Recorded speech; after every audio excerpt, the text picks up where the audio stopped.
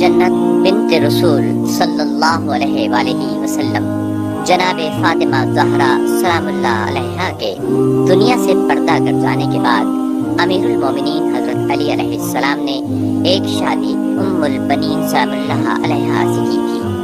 ام البنین سلام اللہ علیہا کے بدن سے 4 بیٹے عباس علمدار، جعفر، عبداللہ اور عثمان پیدا ہوئے اور ایک بیٹی رقیہ کبریٰ پیدا ہوئی جن کا مزار اقدس لاہور مزارات بی بی پاک دامنہ کے نام سے مشہور ہے۔ بی بی پاک دامنہ کے مزارات لاہور کی تاریخی عمارتوں اور مقبروں میں قدیم ترین حیثیت کے حامل ہیں۔ یہاں امیر المومنین حضرت علی علیہ السلام کی صاحبزادی اور حضرت عباس علمدار علیہ السلام کی بہن جناب رقیہ سلام اللہ علیہا زوجہ حضرت مسلم بن عقیل کا روضہ اقدس ہے۔ ان معصومہ کے ساتھ حضرت عقیل ابن ابی طالب علیہ السلام کی 5 بیٹیاں بھی یہیں مدفون ہیں۔ باقی قبروں کا اضافہ بعد میں بسبب عقیدت عوام ہوتا گیا اور نوبت یہاں تک پہنچی کہ یہ جگہ قبرستان بی بی صاحب کہلانے لگی۔ صدیوں کے اس طویل زمانے میں ان پاک دامن بیبیوں کے نام کے ساتھ عرفیت بھی شامل ہوتی چلی گئی۔ یہ نام ان کے یہاں لاہور میں معتقد مسلمانوں نے رکھے اور حضرت رقیہ کو بی بی حاج کہا جانے لگا اور حضرت عقیل کی بیٹیوں کے نام حضرت بی بی تاج، حضرت بی بی حور، حضرت بی بی نور اور حضرت بی بی گوہر اور حضرت بی بی شہباز مشہور ہو گئے، حالانکہ ان کے اصلی نام جو کتابوں میں درج ہیں وہ ام ہانی، ام لقمان، اسما، رملہ اور زینب ہیں۔ یہ واقعہ برصغیر پاک و ہند میں مسلمانوں کی آمد سے 32 سال پہلے کا ہے، جو تاریخی اعتبار سے سن 681 عیسوی کے زمانے سے تعلق رکھتا ہے، جبکہ ہندوستان کے طول و عرض میں بت پرست ہندو راجاؤں کی حکومت تھی۔ لاہور میں جہاں آج بی بی پاک دامنہ کا روضہ ہے، وہاں سن 680 عیسوی میں ایک ٹیلہ تھا جس کے گرد و نواح میں جنگل تھا اور یہ جنگل دریائے راوی کے کناروں تک پھیلا ہوا تھا۔ اسی جنگل کے قریب لاہور کی قدیم ترین آبادی تھی جو اس وقت ایک چھوٹی سی بستی کی صورت میں تھی اور اسی بستی پر ایک ہندو راجا حکومت کرتا تھا جس کا نام پرمانتری یا مہاپرن تھا۔ اس کے بیٹے راجکمار کا نام کنور وکرما ساہے تھا۔ یہ راجا اور اس کی تمام رعایا بت پرست تھی۔ ایک دن اچانک مندروں میں رکھی ہوئی تمام مورتیاں اور بت اپنی جگہ سے گر پڑے، حالانکہ یہ بت پتھر کے بنے ہوئے چبوتروں پر مدتوں سے نصب چلے آ رہے تھے اور ان کو ہلانے یا خود ان میں متحرک ہو جانے کا کوئی امکان نہیں تھا۔ اسی کے ساتھ بعض مندروں میں جلائی جانے والی آگ جو ہمیشہ روشن رکھی جاتی تھی، وہ آگ بھی خود بخود بجھ گئی۔ شہر میں داخل ہوتے ہی آپ کی روحانیت سے بتوں میں فتور پیدا ہو گیا اور آتش کدے سرد ہو گئے اور کفر میں لرزہ پیدا ہو گیا۔ ہندو قوم ہمیشہ سے تہمات پرست چلی آئی ہے۔ جب انہوں نے اپنی بستی کے مندروں میں یہ علامتیں دیکھی تو ایک بحران سا مچ گیا۔ راجا مہاپرن نے اپنے تمام منتریوں کو بلا کر انہیں اس واقعے کی تحقیقات کا حکم دیا۔ راجا نے اپنے بیٹے راجکمار کنور وکرما ساہے کو بھیجا اور حکم دیا کہ پردیسیوں کو گرفتار کر کے دربار میں پیش کرے۔ راجا کے سپاہی انہیں پکڑنے گئے تو انہوں نے دیکھا کہ چند عورتیں ہیں جو چادروں سے منہ چھپائے ہیں۔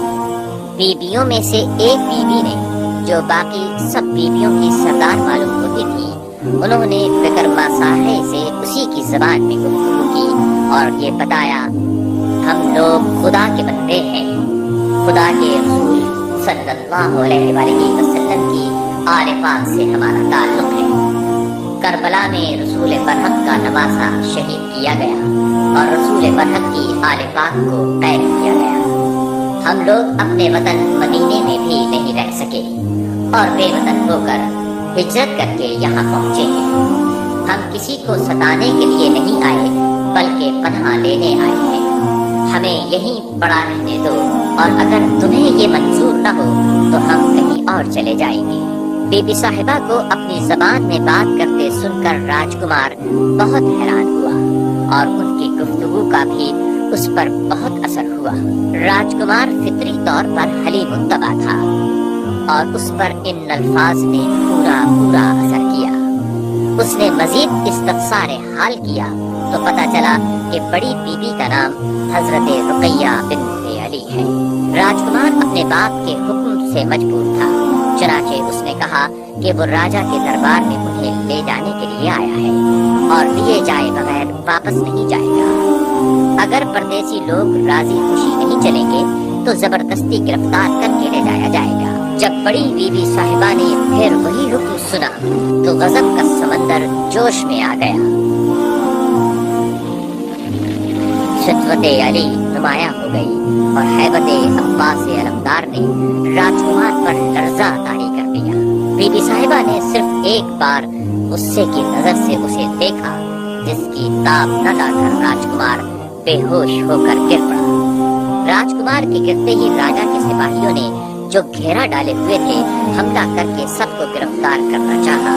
اس وقت بی بی صاحبہ نے اللہ تعالیٰ کے حضور دعا کے لیے ہاتھ اٹھائے اور اس سے پہلے کہ راجا کے سپاہی ان تک پہنچتے اور انہیں گرفتار کرتے، زمین اچانک پھٹ گئی اور وہ پاک دامن بیویاں اور ان کے محافظ خدام سب زمین میں سما گئے۔ وہ زمین میں سما گئیں مگر ان کی چادروں کے کونے باہر رہ گئے۔ راجکمار نے یہ کرامات دیکھی تو اس نے اپنا آبائی دین یعنی بت پرستی چھوڑ کر اسلام قبول کر لیا۔ بر صغیر میں ہندوؤں کے بعد مسلمانوں کی حکومت قائم ہوئی، بادشاہتیں بدلتی رہیں، لیکن ہر ایک دور میں بی بی پاک دامنہ کے روضہ مبارک میں زیارت کرنے والوں کا سلسلہ جاری رہا اور مسلمانوں کو جو خانوادہ سادات سے عقیدت تھی وہ روز افزوں رہی۔ سلطان محمود غزنوی نے ہندوستان پر حملہ سن 410 ہجری میں کیا اور فتح پائی۔ لاہور میں داخل ہونے پر سلطان محمود غزنوی کو جب معلوم ہوا کہ یہاں حضرت علی علیہ السلام کی صاحبزادی کا مزار ہے تو اس نے ان مزارات پر حویلیاں اور اندرونی برآمدی تعمیر کرائے اور ایک اونچا چبوترا بنوا کر ایک چوکھٹا مزار اقدس کے ارد گرد تعمیر کرایا۔ برآمدہ اور تمام عمارت اس بات کی گواہ ہے کہ یہ سب تعمیر افغانی طرز کی ہے۔ عہد اکبری میں دوبارہ تعمیر عمل میں لائی گئی اور خانقاہ کی عمارت میں توسیع بھی کی گئی۔ کہا جاتا ہے کہ اکبر اعظم نے 4 چاہت مزروعہ زمین اس خانقاہ کے لیے وقف کر دی تھی اور اس سے پہلے بھی سابق حکمرانوں نے زمینیں وقف کی تھی۔ اکبر اعظم کے زمانے ہی سے یہ خانقاہ قبرستان قرار دی گئی اور اس کی حدود مقرر کی گئی۔ آل رسول کا یہ دربار ایک بہت بڑا دربار ہے، یہاں روحانیت کو کمال حاصل ہوتا ہے۔ 62 ہجری سے لے کر تا قیام پاکستان یہ مزار بی بی پاک دامن تسلیم کیا جاتا رہا، لیکن اچانک کچھ لوگوں نے ایک من گھڑت کہانی بنا کر عوام کو شکوک و شبہات میں مبتلا کرنے کے لیے اور اس دربار مقدس کے متولی بننے کی خاطر انہیں سید احمد شاہ دوختہ کی دختران ثابت کرنے کی کوششیں کی۔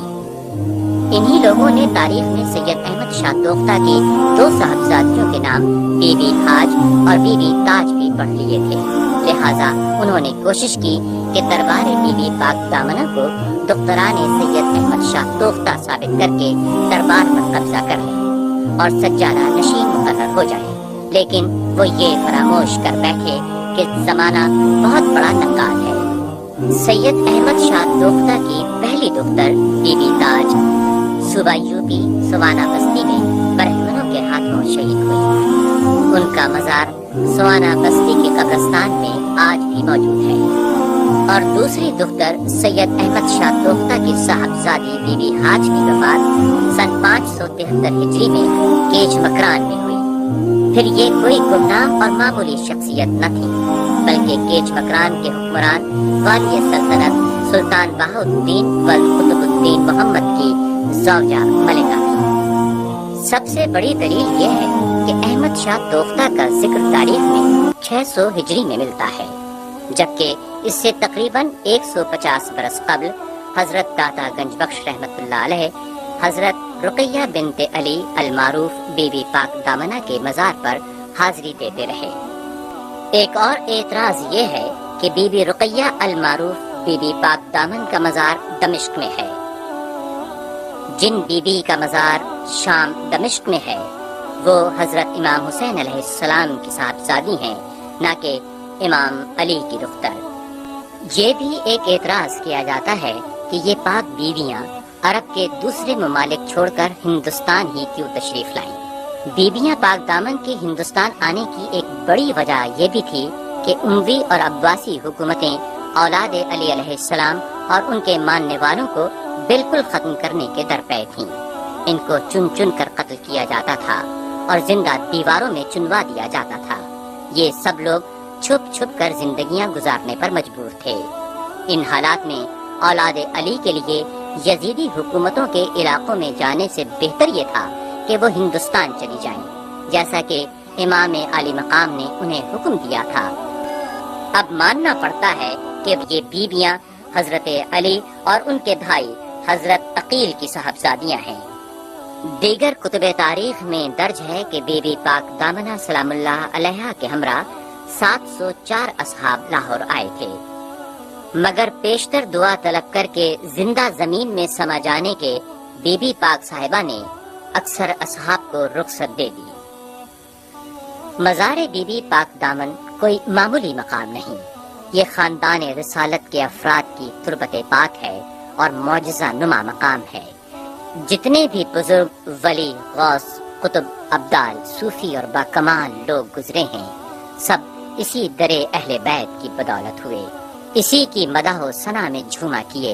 اے میری بیوی، اے میری بیوی، تیرے در استغاثہ ہے۔ ویڈیو پسند آئی ہے تو دوستوں کے ساتھ شیئر کریں اور ہمارے چینل کو سبسکرائب کر لیں اور بیل آئیکن دبا دیں تاکہ ہماری ویڈیوز آپ کو بر وقت ملتی رہیں۔